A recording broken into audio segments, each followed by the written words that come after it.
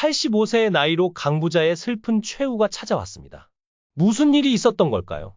강 부자는 1941년 충청남도 논산에서 태어났습니다.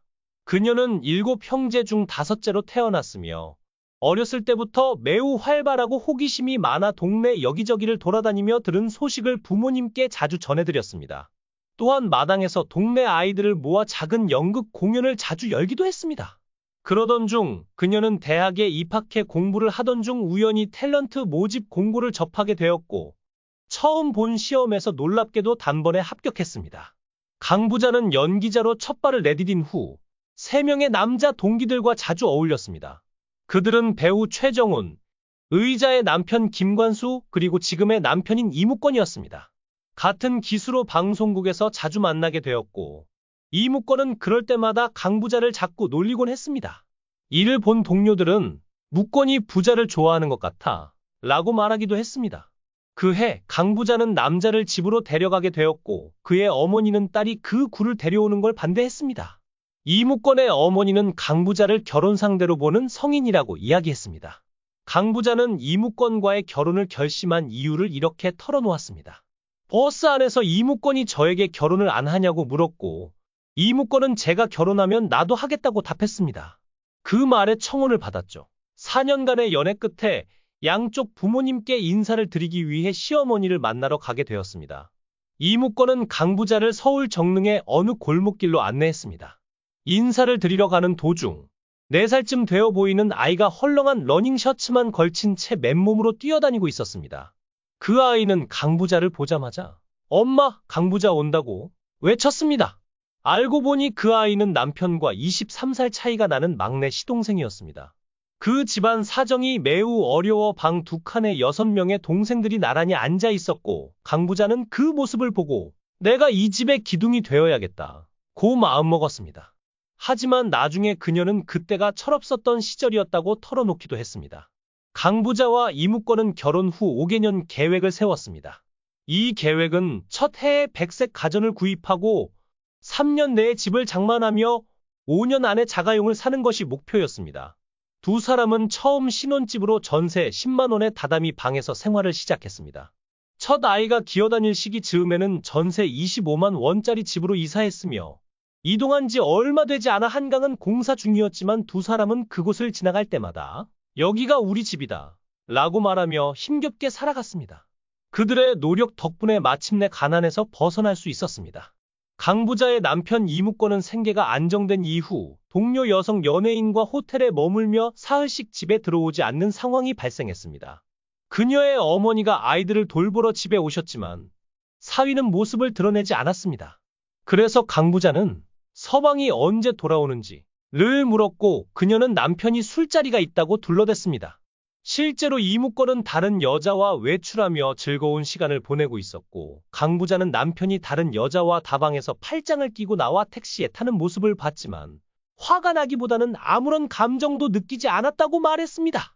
일반적으로 사람들은 기자들을 불러 감정적으로 인터뷰를 하며 이제 함께 살지 않겠다 고 선언했을 겁니다. 하지만 강 부자는 결코 그렇게 하지 않겠다고 다짐했습니다. 그녀가 다짐한 3가지가 있었는데 그것은 바로 이혼이 아니라 헤어질 생각이 없다면 용서해야 한다는 것이었습니다.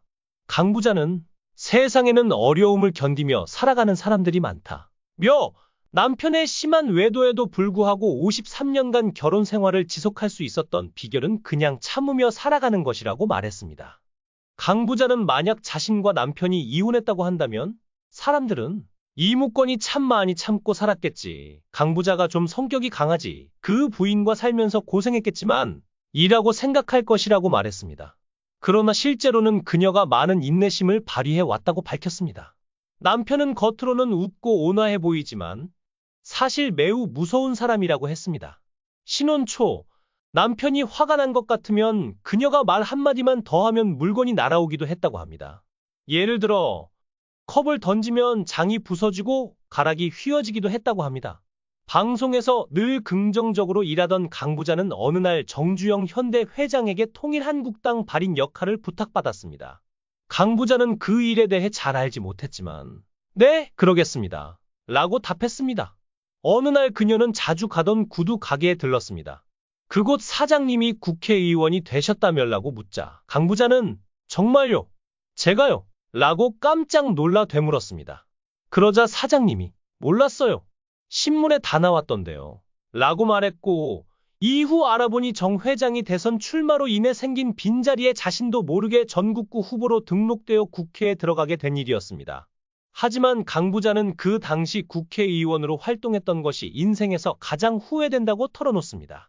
강 부자가 국회에 입성하고 뉴스에 오르자 여러 곳에서 물건을 팔아달라거나 불쌍하니 기부해달라는 부탁이 쇄도했습니다.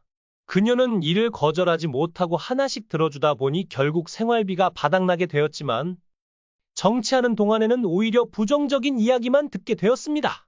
그녀는 연예계에서 많은 소문까지 돌면서 자신을 둘러싼 황당하고 불쾌한 이야기들이 늘어났습니다. 그런 사람 아니다. 라고 해명할 수도 없고 근거 없는 소문이 퍼지면서 자식들에게도 미안한 마음이 들었습니다. 그 당시 아들은 대학에 다니고 딸은 중학교에 재학 중이었습니다.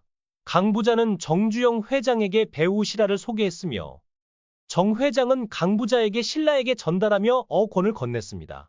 하지만 강 부자는 중간에서 여원을 가로챘고 나중에 이 사실을 알게 된 정 회장이 방송국에 찾아가 강 부자에게 재리를 던졌다. 는 황당한 소문이 퍼지기도 했습니다.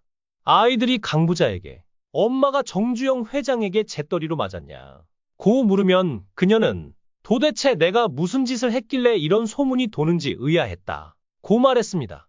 또한 기업 총수들과의 친분 때문에 그런 소문이 생긴 것 같다고 덧붙였습니다. 실제로 삼성의 이병철 회장과 현대의 정주영 회장이 강 부자의 팬이었으며 강 부자는 13년 동안 농심 라면의 전속 광고 모델로 활동한 경험도 있었습니다.